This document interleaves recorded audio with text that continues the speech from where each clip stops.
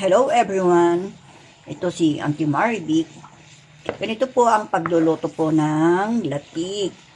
Itong niluluto ko pong latik ay 1 kilong gata po ito. Kaya medyo marami konti at saka maraming langis. Ayan po oh. Ganyan.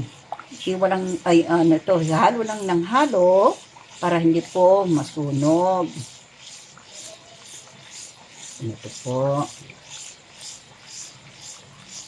Ang bango. Kasi bagong bagong ano lang itong nyog. Yan.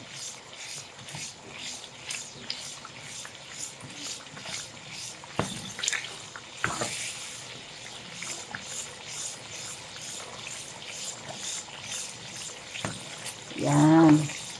Medyo matagal po ito. Kaya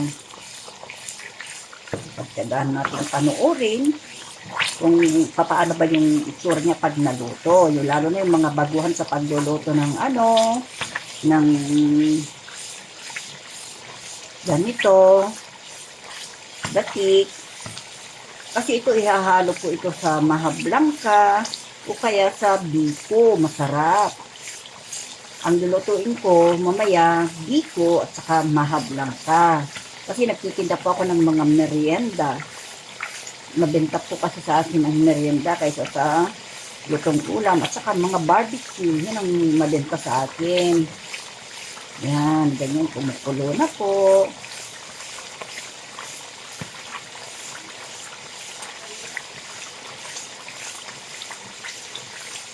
Yan.